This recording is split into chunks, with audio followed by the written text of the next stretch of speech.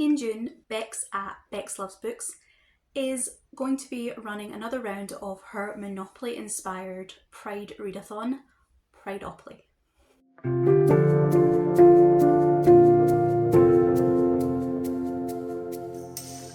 This readathon runs for the entirety of June and it is very chill. There is no competition, there is no points. You just roll your dice and work your way around the board as if you were playing a game of Monopoly. Every square has a prompt and every square also has a flag attached.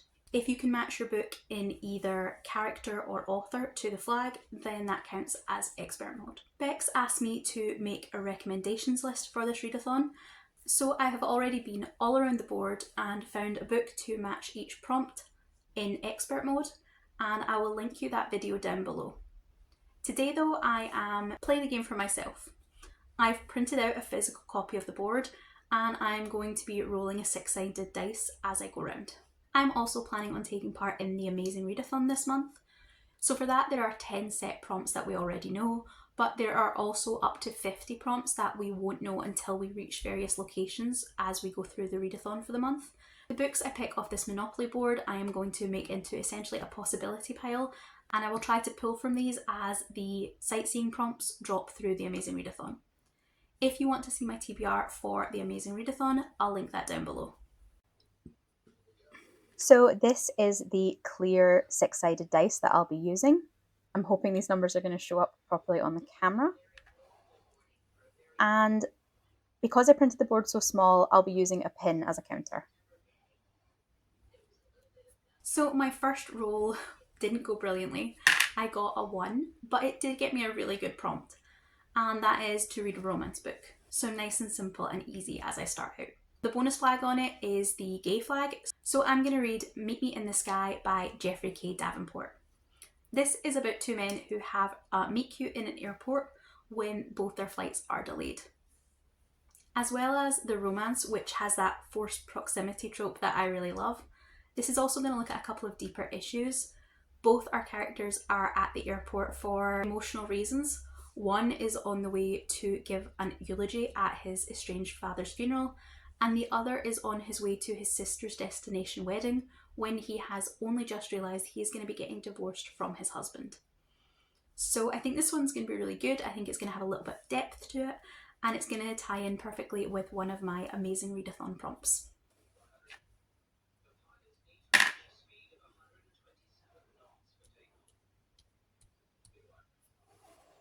So our next roll took me into the buy flag, and the prompt was to read a book that has the buy colours on the cover. This is one that I really struggled with when it came to finding a recommendation, so I didn't have high hopes for finding another book on my own. But I actually did find something that I'm really now excited to read and wasn't on my radar at all, so this has worked out perfectly. The book is The Gravity of Missing Things by Marissa Ergo, and obviously since I didn't know this book existed, I don't know very much about it. As far as I know, it is a contemporary YA book where a flight has went missing and the pilot's daughter is determined to find out what happened and clear her mother's name.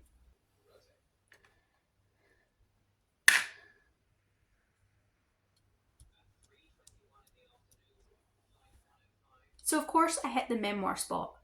A spot that I think I told you in the recommendations video, I don't read a lot of memoirs. I don't read any memoirs. And this was a real tricky one for me.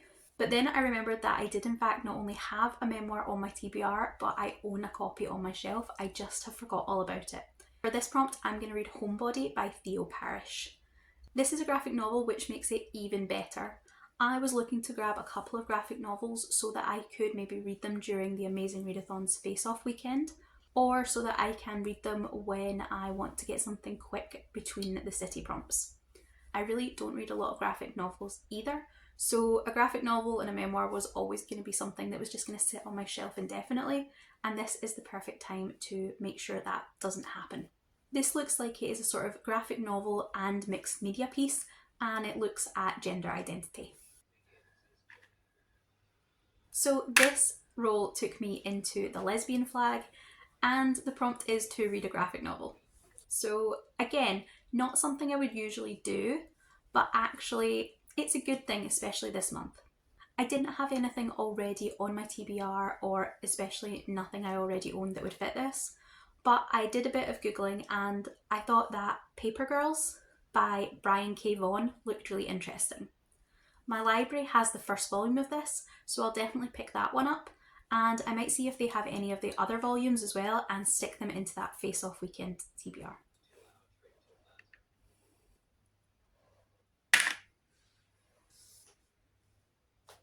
Still under the lesbian flag, I got Mental Health or Therapy as a prompt. Again, this is one I didn't have anything in particular in mind, but when I did a bit of digging, I found that one of the books that has been on my Kindle for years would actually fit. So we're really working on that backlist, which is great. This is Her Elysium by Emmy Engberts. It is a YA contemporary about two girls that meet through an online role-playing game. More than that, this book is set in the Netherlands, and I think it'll be really interesting for me to read a book about Dutch culture, as I don't think it's something that I have ever seen in another romance novel.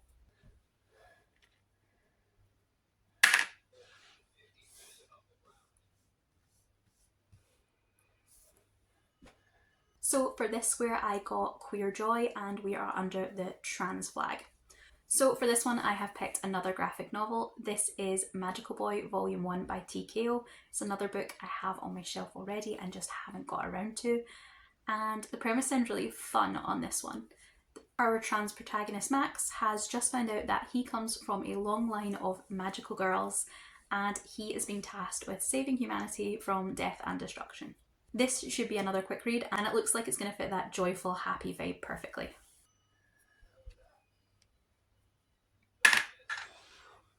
So a 1 lands us on a safe space, and we don't have to do anything with that.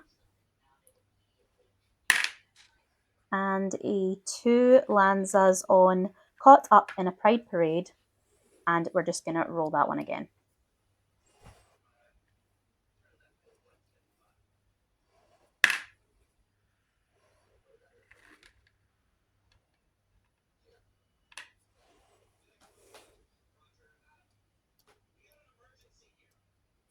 So this was one of the squares I was a bit nervous about landing on.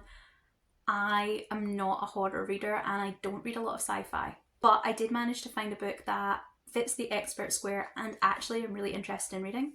This is An Unkindness of Ghosts by River Solomon. I've read The Deep by this same author, which was about mermaids, and actually that made it onto my recommendations video. Another book that I really know nothing about, it seems to be a dystopian and falls somewhere between a sci-fi and a horror, which would fit perfectly. It got really good reviews and won a lot of awards, so I have really high hopes for it.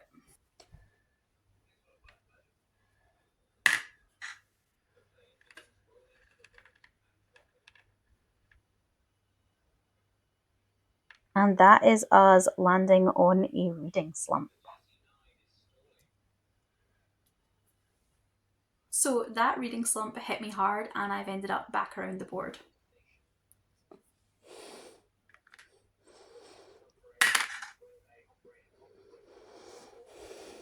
So 5 is to share a quote from a queer read, and then we'll just roll again.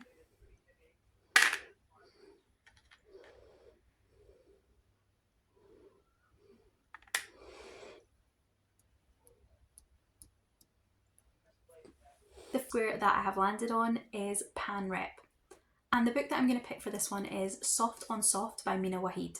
This is a short book, it's about 160 pages, which now that I realise I might be going around the board a second time, is definitely something I might want to look for. It's a really character-driven contemporary romance about an extrovert and an introvert, and I think this one's going to be a really sweet, enjoyable read.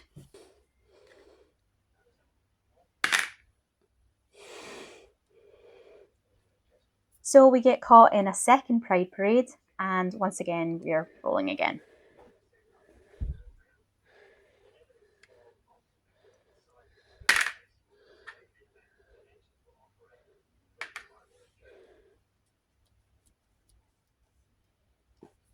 Because apparently this board just wants to hit all the squares that are things I do not usually read. I have so far had a memoir, I've had science fiction horror, and the third hit on that list is to read a non-fiction. I do have a non-fiction in mind though, because I picked it out during my recommendations video. I said I didn't have a recommendation to give because it's not something I read, but if I landed on this square, I would be reading Immodest Acts by Judith Brown. This is the life of a lesbian nun in Renaissance Italy. I don't know why I have a copy of this. I must have picked it up at some point, but I've just never got around to reading it, and this would be a perfect time for it. What I might try and do is start this at the beginning of the month and read it in small amounts as we go through, just because I don't think I'm likely to read a non-fiction from start to finish.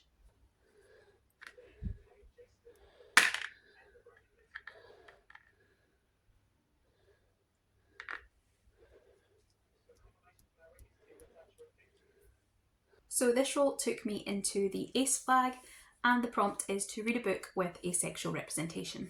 Once again, just because this TBR was starting to get a little bit higher, I've picked something fairly short, but also something that I have been meaning to read. DIY by John Wiswell is only 25 pages, so it should be able to fit this into the month no problem. It sounds like it is a sort of dystopian fantasy where two young wizards are looking to find a problem to the city's drought. I really enjoyed both the John Wiswell books that I've picked up. He wrote Someone You Can Build a Nest In, which was a sapphic, cosy eldritch horror and ended up in that recommendations video. And I also really enjoyed his latest release, which was Wearing the Lion, a sort of Hercules Greek mythology retelling. I think it'll be fun to see what he does with such a short story. And since short stories are something I don't tend to pick up by myself, a readathon prompt like this just gives me that extra motivation to make sure I get to it.